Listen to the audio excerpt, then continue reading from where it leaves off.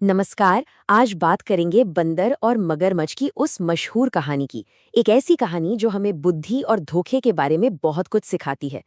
तो चलिए एक सवाल से शुरुआत करते हैं। एक ऐसा सवाल जो इस कहानी की एकदम जड़ में है।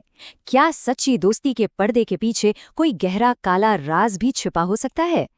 तो कहानी की शुरुआत होती है एक शांत नदी के किनारे से, जहां एक घना जंगल है और यहीं रहते थे हमारे दो किरदार, एक बहुत ही समझदार बंदर और एक चालाक मगरमच्छ।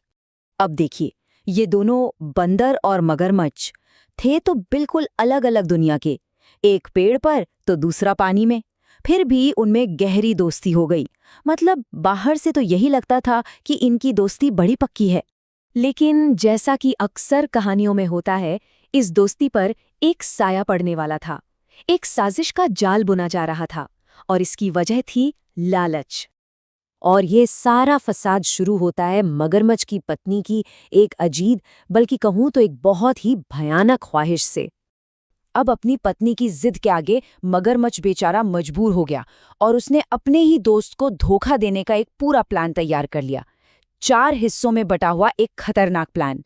तो अब आता है कहानी का सबसे मुश्किल, सबसे खतरनाक हिस्सा। वो पल जब बंदर को एहसास होता है कि उसकी जान अब खतरे में है। सोचिए, नदी के बीचों बीच, जहां से किनारा बहुत दूर है, ठीक उसी जगह मगरमच्छ अपनी असलियत बता देता है। वो साफ साफ कहता है कि उसे बंदर का दिल चाहिए।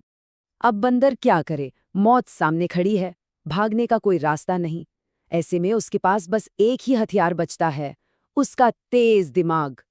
और इसी मुश्किल घड़ी में दोनों का असली चेहरा सामने आता है।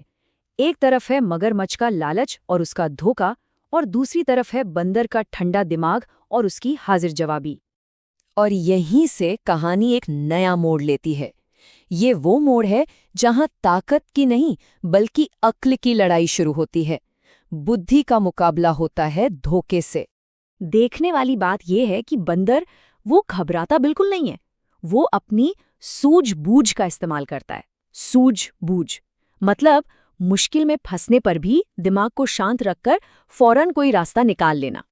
और वो एक ऐसा कमाल का झूठ बोलता है जिसकी मगरमच्छ कल्पना भी नहीं कर सकता था।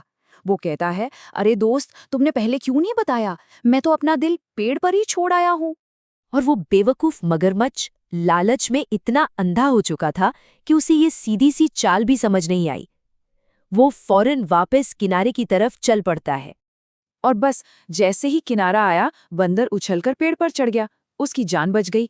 लेकिन ये कहानी यहीं खत्म नहीं होती। ये हमें सिखाती बहुत कुछ है।